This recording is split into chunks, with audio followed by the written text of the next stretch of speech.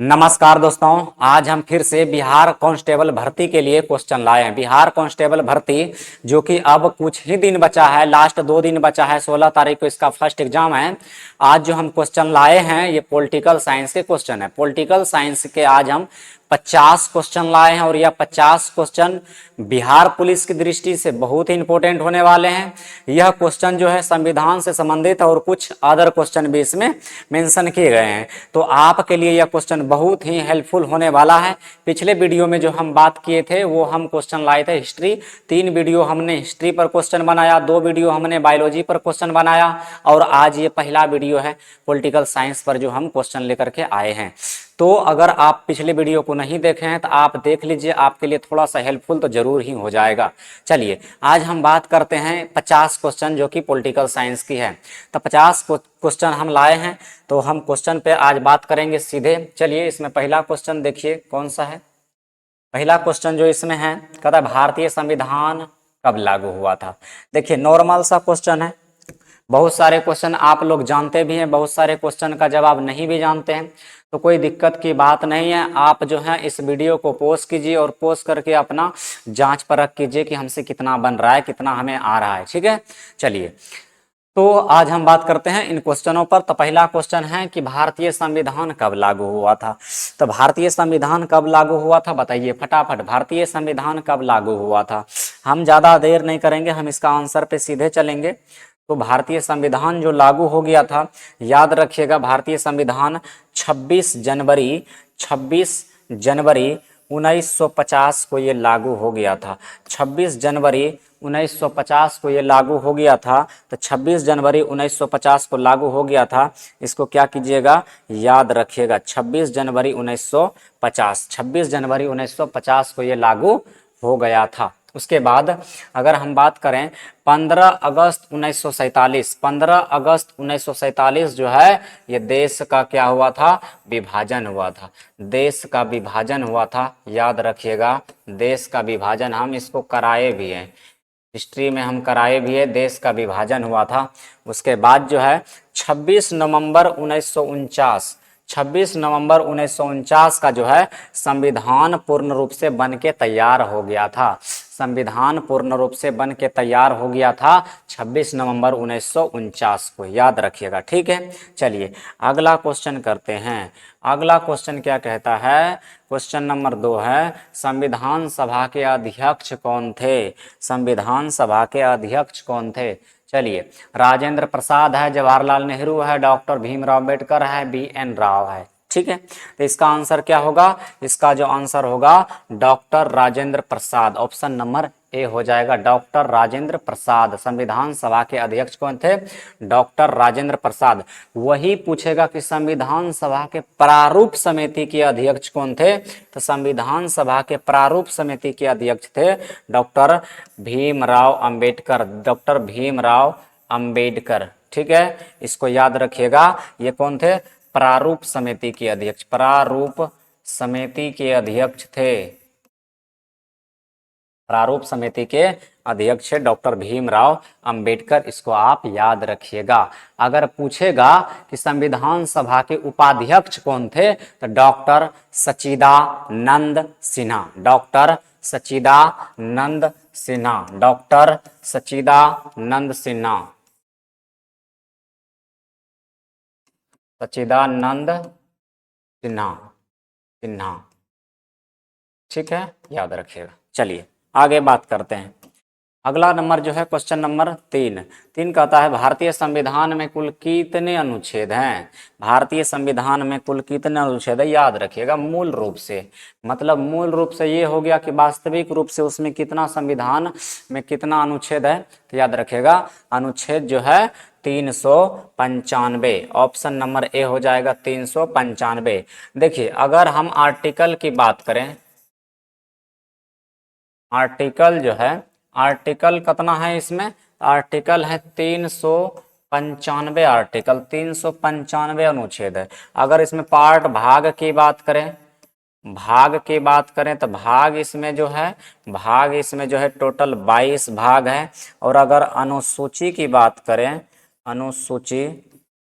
अनुसूची की बात करें तो अनुसूची इसमें है 12 अनुसूची है। ठीक है, याद रखिएगा 12 अनुसूची है। ये मूल रूप से है, मूल रूप से है, याद रखिएगा। बाकी संशोधन के बाद इसमें कुछ बढ़े हैं।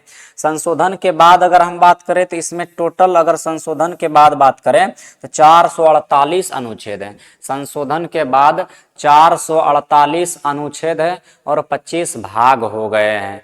तो याद रखिएगा इसको। ठीक है, चलिए अगला क्वेश्चन कहता है, क्वेश्चन नंबर 4 कहता है भारतीय संविधान का पिता किसे कहा जाता है। नॉर्मल सा क्वेश्चन है, भारतीय संविधान का पिता किसे कहा जाता है।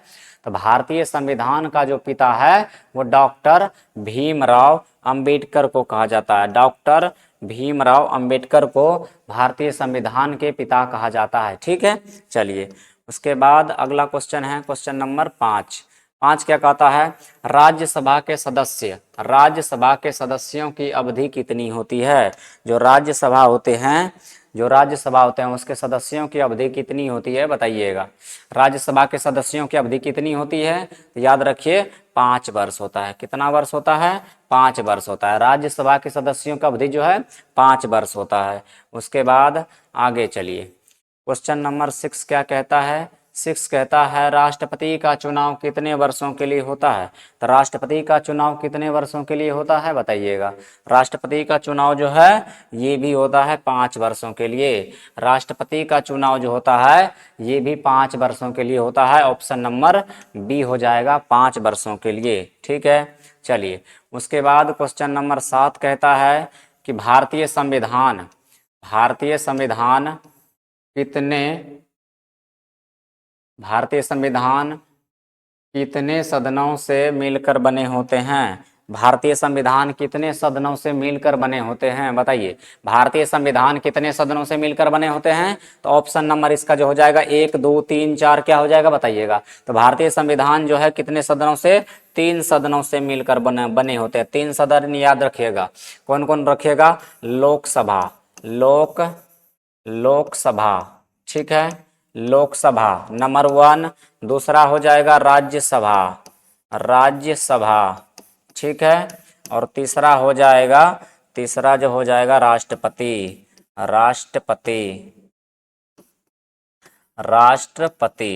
ठीक है। ये 3 सदन से मिलकर बना होता है। तीनों के सहमति से भारतीय संसद जो है मिलकर बने होते हैं। ठीक है, चलिए अगला क्वेश्चन करते हैं।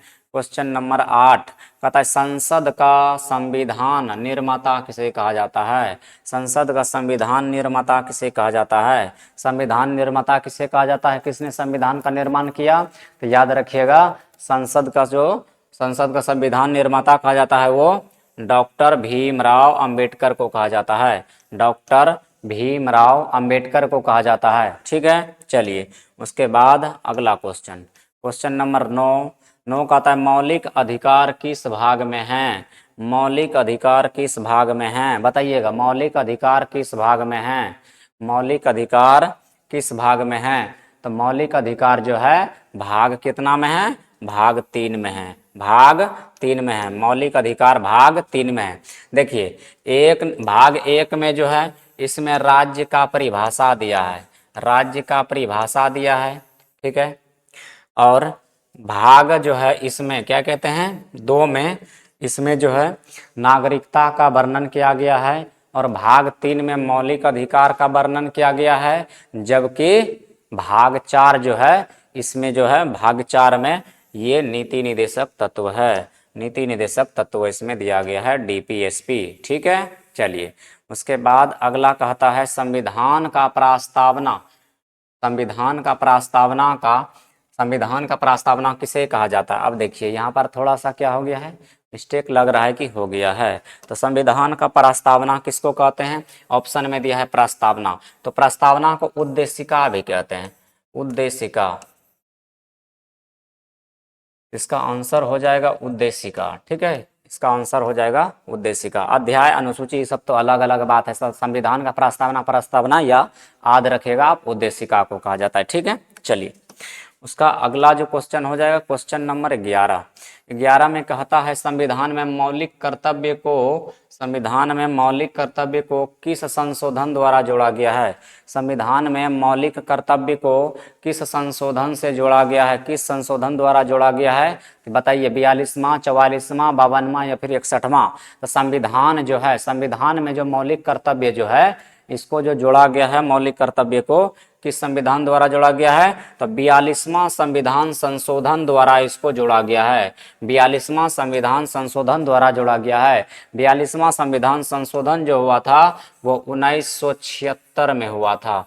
42वां संविधान संशोधन जो है 1976 में हुआ था और उसी के द्वारा इसको मौलिक कर्तव्यों को जोड़ा गया है। ठीक है, चलिए उसके बाद आप लोग कमेंट में बताइए, मौलिक कर्तव्य जो है वो किस देश से लिया गया था? मौलिक कर्तव्य जो है किस देश से लिया गया था? मौलिक अधिकार अमेरिका से लिया गया था, लेकिन मौलिक कर्तव्य कहाँ से लिया गया था? आप लोग कमेंट में बताइएगा। ठीक है, चलिए उसके बाद जो है अगला क्वेश्चन हो जाएगा 12 नंबर। 12 क्या कहता है? भारत में आपातकाल की घोषणा कौन करता है? तो भारत में आपातकाल कौन लगाता है? तो भारत में आपातकाल का घोषणा जो है कौन करता है? राष्ट्रपति। कौन करता है? राष्ट्रपति। कितने के तहत? याद रखिएगा, ये करता है राष्ट्रपति घोषणा करता है 52 के तहत, 352 के तहत, यानी कि अनुच्छेद 352 के तहत राष्ट्रपति आपातकाल का घोषणा करता है। ठीक है, चलिए उसके बाद हम अगला बात करते हैं। क्वेश्चन नंबर हो जाएगा 13। संविधान की प्रस्तावना में धर्मनिरपेक्ष शब्द कब जोड़ा गया? तो संविधान की प्रस्तावना में धर्मनिरपेक्ष शब्द कब जोड़ा गया? तो याद रखिएगा, ये 1976 में जोड़ा गया। 1976 में जोड़ा गया। ये 42वां संविधान संशोधन द्वारा ही जोड़ा गया था। 42वां संविधान संशोधन द्वारा जोड़ा गया था, 1976 में जोड़ा गया था। ठीक है, भारतीय संविधान की प्रस्तावना में जो धर्मनिरपेक्ष है 1976 में 42वां संविधान संशोधन द्वारा जोड़ा गया था। चलिए अगला क्वेश्चन नंबर 14 क्या है? 14 कहता है भारत में कुल कितनी अनुसूचियां हैं? तो भारत में कुल कितनी अनुसूचियां हैं? भारत नहीं, या भारतीय संविधान होना चाहिए था। कितनी अनुसूचियां हैं बताइएगा? 10 है, 12 है, 12 है, उसके बाद कहता है 14 है, उसके बाद कितना है? 15 है। तो याद रखिएगा इसका आंसर क्या हो जाएगा? 12 अनुसूचियां हैं। कितना अनुसूची है? 12 अनुसूचियां हैं। ठीक है, चलिए उसके बाद जो है क्वेश्चन नंबर कहता है 15। 15 क्या कहता है? भारत में प्रथम आम चुनाव कब हुआ था? भारत में पहली बार जो चुनाव की प्रक्रिया लागू किया गया था, कब किया गया था? तो याद रखेगा 1951 से 52 में। ठीक है, 1951 से 52 में, नवंबर, दिसंबर, जनवरी के बीच में चुनाव हुआ था। तो याद रखिएगा 1951 से 52 के बीच में पहली बार चुनाव हुआ था। चलिए उसके बाद अगला क्वेश्चन है कि भारत का राज्यपाल किसका प्रतिनिधित्व होता है? भारत का राज्यपाल किसका प्रतिनिधित्व होता है? तो याद रखिएगा राज्यपाल हमेशा जो प्रतिनिधित्व निभाएगा वो किसका निभाएगा? राष्ट्रपति का निभाएगा। राष्ट्रपति इसका आंसर हो जाएगा, राष्ट्रपति, याद रखिएगा। चलिए अगला क्वेश्चन है क्वेश्चन नंबर 17। 17 क्या कहता है? किस अनुच्छेद में राष्ट्रपति शासन का उल्लेख होता है? किस अनुच्छेद में राष्ट्रपति शासन का उल्लेख होता है? तो याद रखिएगा आपातकाल जो है, आपातकाल का जो वर्णन दिया गया है 352 में दिया गया है। ये 352 में दिया गया आपातकाल का वर्णन, लेकिन राष्ट्रपति शासन का उल्लेख किस में मिलता है? तो 356, याद रखिएगा 356 में, अनुच्छेद 356 में, आर्टिकल 356, याद रखिएगा। ठीक है, उसके बाद अगला क्वेश्चन है पंचायत व्यवस्था किस संविधान संशोधन द्वारा लागू की गई? पंचायत व्यवस्था किस संविधान संशोधन द्वारा लागू किया गया?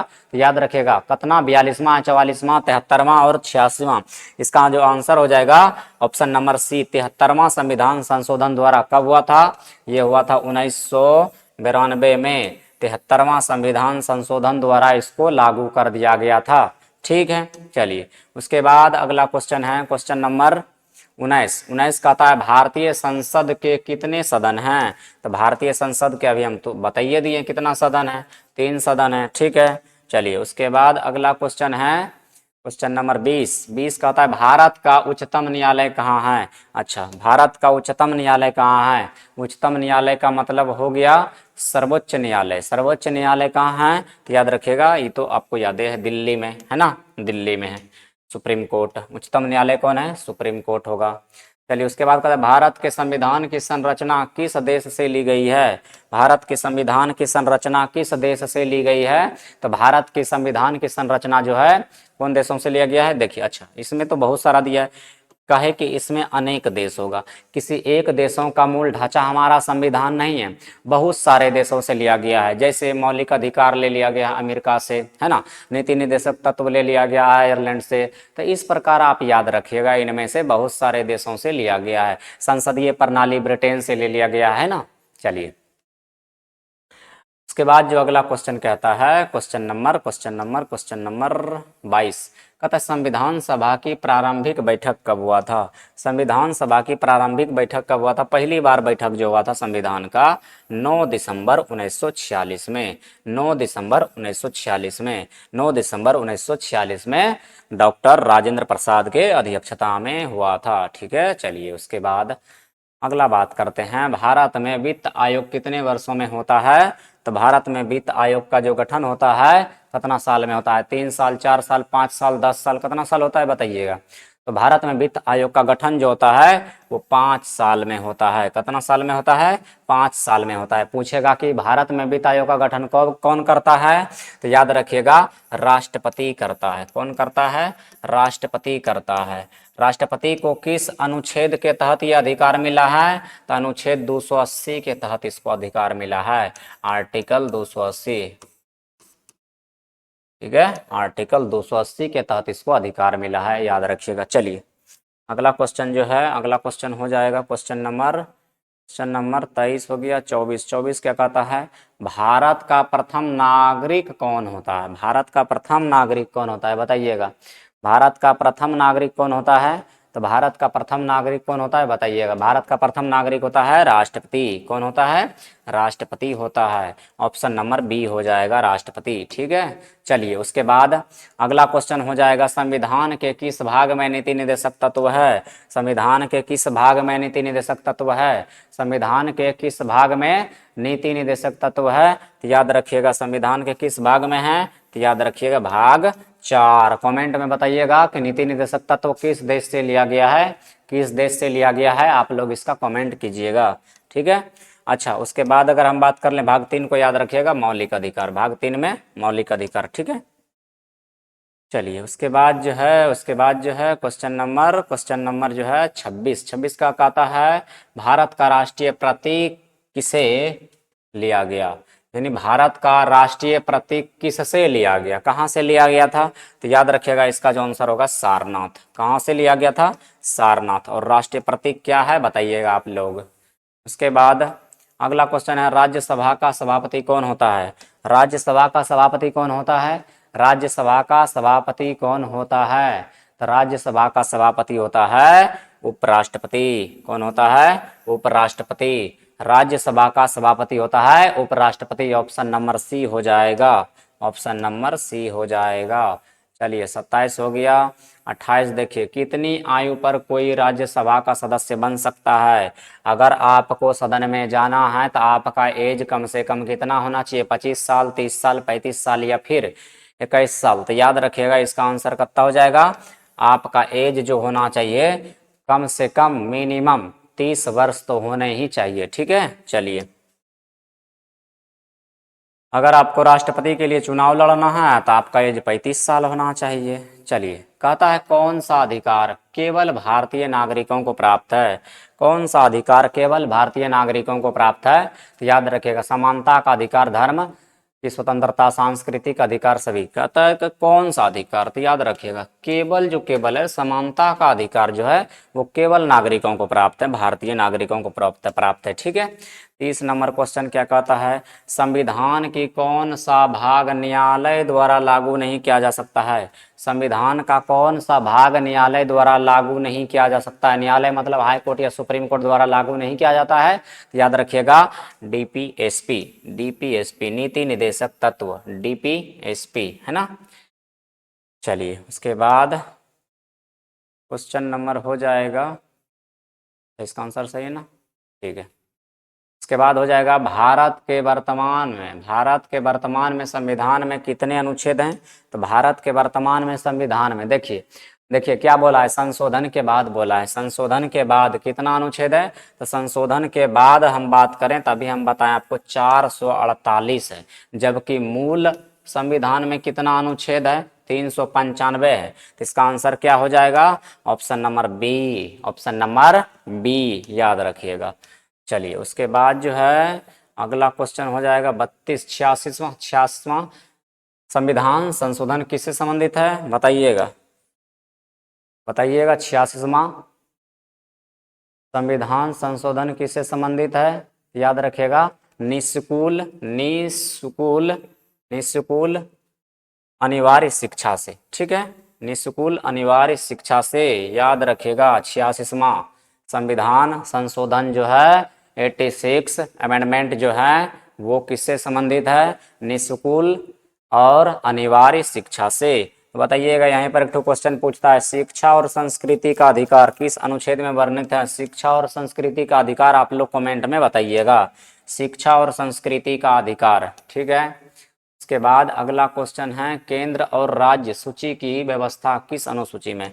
देखिए केंद्र की शक्ति और राज्य की शक्ति, सीधा अगर क्वेश्चन करें केंद्र की शक्ति और राज्य की शक्ति किस अनुच्छेद में है, तो याद रखिएगा 7वीं अनुसूची में, 7वीं अनुसूची में है। इसको आप याद रख लीजिएगा, इंपॉर्टेंट है। 8वीं की अगर हम बात करें तो इसमें भाषा को रखा, भारतीय भाषा को रखा गया है।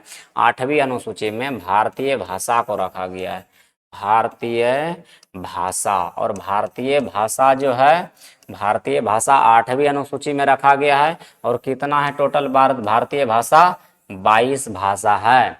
कौन भाषा है, 22 भाषा है। तो आप 22 भाषा को जानते होंगे, आशा करते हैं। चलिए के बाद क्वेश्चन नंबर 34 का आता है कौन सा मौलिक अधिकार संविधान का मूल अधिकार नहीं है। कौन सा मौलिक अधिकार संविधान का मूल अधिकार नहीं है, तो याद रखिएगा कौन सा हो जाएगा, कौन सा हो जाएगा, जीवन का अधिकार है, धर्म की स्वतंत्रता का अधिकार है, संपत्ति का अधिकार, या फिर शिक्षा और संस्कृति का अधिकार। बताइएगा, इसका जो हो जाएगा आंसर संपत्ति का अधिकार मेरा मौलिक अधिकार नहीं है। संपत्ति का अधिकार जो था वो आर्टिकल 31 में वर्णन किया गया था, परंतु इसको हटा करके यानी कि 44वां संविधान संशोधन द्वारा इसको हटा दिया गया और इसको जो है एक कानूनी अधिकार बना दिया गया, जो कि संविधान के अनुच्छेद 300A में इसको शामिल कर दिया गया। संविधान के अनुच्छेद 300A में इसको शामिल कर दिया गया, ठीक है। तो संपत्ति का अधिकार अब मेरा मूल अधिकार नहीं रहा है, ठीक है। चलिए अगला कहता है क्वेश्चन नंबर 35 संविधान का संरक्षक कौन है। संविधान का संरक्षक कौन है, बताइएगा। प्रधानमंत्री, राष्ट्रपति, उच्चतम न्यायालय या फिर लोकसभा, कौन है, याद रखिएगा। जो संविधान का रक्षा करता है, संविधान का रक्षा करता है, याद रखिएगा, उच्चतम न्यायालय। उच्चतम न्यायालय मतलब सुप्रीम कोर्ट, उच्चतम न्यायालय मतलब सुप्रीम कोर्ट। अच्छा, ये रक्षा करता है तक कौन सा आर्टिकल के अंतर्गत आता है ये, आर्टिकल 32 के तहत ये क्या करता है, हमारे मूल संविधान का रक्षा करता है, आर्टिकल 32 के अनुसार संविधान, ठीक है।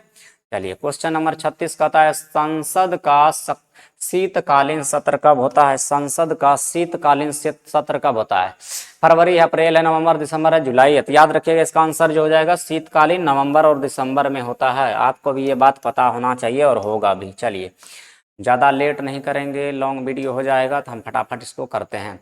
पता राष्ट्रपति के चुनाव के लिए न्यूनतम आयु कितना है। राष्ट्रपति के चुनाव के लिए 35 साल, 40 साल, 35 साल, फिर है कितना, 40 साल, 25 साल। आप बताइएगा, तो इसका जो आंसर कितना हो जाएगा, 35 साल। अगर आपको राष्ट्रपति का चुनाव लड़ना है तो कम से कम आपका जो मिनिमम आयु होनी चाहिए वो 35 वर्ष होनी चाहिए। चलिए उसके बाद अगला क्वेश्चन है क्वेश्चन नंबर कहता है 38 भारतीय संविधान की प्रस्तावना में कितने शब्द हैं। भारतीय संविधान के प्रस्तावना में कितने शब्द हैं, तो भारतीय संविधान के प्रस्तावना में भैया टोटल जो है वो 48 है। कितना है, 48 है। 48 शब्द उसमें हैं, आप लोग जा करके एक बार गिन लीजिएगा, ठीक है। चलिए उसके बाद 39 नंबर क्वेश्चन कहता है भारत का संविधान कैसा है। ये बहुत इंपॉर्टेंट क्वेश्चन है। भारत का संविधान कैसा है, तो भारत का संविधान है कठोर एवं लचीला। कठोर और लचीला दोनों प्रकार के हैं, ना तो ज़्यादा हार्ड है और ना ही ज़्यादा नॉर्मल है, कह सकते हैं मॉडरेट है। चलिए उसके बाद जो है अगला क्वेश्चन है, क्वेश्चन नंबर कहता है संविधान दिवस कब मनाया जाता है, बताइएगा। संविधान दिवस कब मनाया जाता है? 26 जनवरी, 26 नवंबर, 15 अगस्त या 2 अक्टूबर। तो याद रखिएगा इसका आंसर क्या हो जाएगा, ऑप्शन नंबर बी। आज तारीख 26 नवंबर है ना, पढ़ते हैं ना संविधान की प्रस्तावना में, तो 26 नवंबर इसका आंसर हो जाएगा। तो संविधान दिवस जो मनाया जाता है 26 नवंबर को मनाया जाता है। ठीक है, उसके बाद अगला क्वेश्चन जो है, अगला क्वेश्चन है, कहता है संविधान में कुल कितने भाग हैं? संविधान में कुल कितना पार्ट हैं? तो पार्ट हैं इसमें कितना, 22 भाग हैं। कितना भाग हैं? 22 भाग हैं, 22 भाग हैं। चलिए अगला क्वेश्चन हो जाएगा 42 जो है, कहता है संविधान का अनुच्छेद 370 किस राज्य से संबंधित है? अगर आप लोग जानते होंगे तो बता दीजिएगा। पंजाब है, उसके बाद मिजोरम है, जम्मू कश्मीर है या फिर असम है, बताइए। तो संविधान का जो है, संविधान का अनुच्छेद 370 आपको पता होगा, जम्मू कश्मीर से धारा 370 को हटा दिया गया, अनुच्छेद 370 को हटा दिया गया। ठीक है, तो याद रखिएगा जम्मू कश्मीर। के बाद जो है क्वेश्चन नंबर 43, भारत में सबसे उच्च न्यायालय कौन सा है? तो भारत में सबसे उच्च न्यायालय कौन सा है? अच्छा यहाँ पर थोड़ा सा ये क्या हो गया है भैया, मिस्टेक हो गया है, थोड़ा सा आप लोग देख लीजिएगा, क्योंकि इसका जो उच्च न्यायालय हो गया, भारत का सबसे उच्च न्यायालय कौन है? सुप्रीम कोर्ट है, याद रखिएगा सुप्रीम कोर्ट। ठीक है ना, सबसे उच्च न्यायालय भारत का सुप्रीम कोर्ट है। चलिए ये थोड़ा सा मिस्टेक ऑप्शन हो गया है। अगला क्वेश्चन कहता है भारत में पहला कानून मंत्री, तो कानून मंत्री के नाम से पहला और अभी का कौन है? तो पहला कानून मंत्री कौन है? तो डॉक्टर भीमराव अम्बेडकर होगा इसका आंसर, है ना। तो डॉक्टर भीमराव अम्बेडकर दिया है, ऑप्शन ए में दिया है, डॉक्टर भीमराव अम्बेडकर हो जाएगा। क्या हो जाएगा? डॉक्टर भीमराव अम्बेडकर। चलिए अगला क्वेश्चन करते हैं, फटाफट करते हैं। हो गया 45 कहता है लोकसभा को भंग कौन कर सकता है? लोकसभा को भंग कौन कर सकता है? किसके पास शक्ति होता है? प्रधानमंत्री, राष्ट्रपति, संसद, सुप्रीम कोर्ट, बताइए कौन कौन होता है? याद रखिएगा कौन कौन नहीं होता है, एक ही होता है। अगर संविधान सभा में लोकसभा को कोई भंग कर सकता है तो राष्ट्रपति कर सकता है। कौन कर सकता है? राष्ट्रपति कर सकता है। चलिए उसके बाद है अगला क्वेश्चन नंबर है, संविधान सभा की ड्राफ्टिंग कमेटी का अध्यक्ष कौन था? बताइएगा। जवाहरलाल नेहरू है, राजेंद्र प्रसाद है, डॉक्टर भीमराव अम्बेडकर, BN राव है। तो इसका आंसर हो जाएगा डॉक्टर भीमराव अम्बेडकर। ठीक है, डॉक्टर भीमराव अम्बेडकर, याद रखिएगा ऑप्शन नंबर सी हो जाएगा। चलिए उसके बाद क्वेश्चन नंबर 47 कहता है संविधान के किस अनुच्छेद में आपातकालीन शक्तियों का वर्णन है? संविधान के किस अनुच्छेद में आपातकालीन शक्तियों का वर्णन है? संविधान के किस अनुच्छेद में आपातकालीन शक्तियों का वर्णन है? तो याद रखिएगा किस अनुच्छेद में आपातकाल की घोषणा लगाता है भैया? 52 के तहत, याद रखिएगा 52, अनुच्छेद 352। अगला क्वेश्चन नंबर 48 कहता है, क्या कहता है? एकीकृत न्याय प्रणाली की व्यवस्था कहाँ से लिया गया था? एकीकृत न्याय प्रणाली की व्यवस्था कहाँ से लिया गया था? अमेरिका है, ब्रिटेन है, आयरलैंड है और जापान है। याद रखिएगा इसका आंसर क्या हो जाएगा? ऑप्शन नंबर सी ब्रिटेन हो जाएगा। ऑप्शन नंबर सी ब्रिटेन हो जाएगा। ऑप्शन नंबर सी क्या हो जाएगा? ब्रिटेन हो जाएगा। क्वेश्चन नंबर 48 49 क्या कहता है? भारत का चुनाव आयोग कैसा है? भारत का चुनाव आयोग कैसा है? वैधानिक है, कार्यकारी है, संवैधानिक है, गैर संवैधानिक है। देखिए हमारे जो चुनाव आयोग है वो भी संविधान के अकॉर्डिंग ही चलते हैं, तो क्या हो जाएगा? संवैधानिक हो जाएगा। अब जरूरी थोड़े है वो अपने मन से कोई चीज भी कर लेगा, ऐसा नहीं है, वो भी संविधान के अनुसार ही कोई कार्य करता है, कोई फैसला लेता है। क्वेश्चन नंबर 50 हो जाएगा, कहता है किस अनुच्छेद के तहत उच्चतम न्यायालय संविधान की व्याख्या करता है? किस अनुच्छेद के तहत उच्चतम न्यायालय संविधान का व्याख्या करता है? तो याद रखेगा उच्चतम न्यायालय संविधान का जो व्याख्या करता है उसको अधिकार है अनुच्छेद 143। अनुच्छेद 143 के अनुसार वह संविधान का व्याख्या करता है। ठीक है, चलिए उसके बाद अगला और है क्या? तो भैया अब नहीं है। तो आज के लिए इतने क्वेश्चन था। आज के लिए इतना क्वेश्चन था, 50 क्वेश्चन था जो कि बहुत ही इंपॉर्टेंट क्वेश्चन था। और अगले वीडियो में हम फिर से पॉलिटिकल साइंस के क्वेश्चन लेकर के आने का प्रयास करेंगे। आप अपने तैयारी को देखिए, आपसे कितना सही हुआ आप कमेंट में बताइए कि हाँ हमसे इतना क्वेश्चन सही हुआ। तो 50 क्वेश्चन आज के लिए था। तो मिलेंगे अगले दिन, नेक्स्ट डे मिलेंगे। तब तक के लिए जय हिंद, धन्यवाद।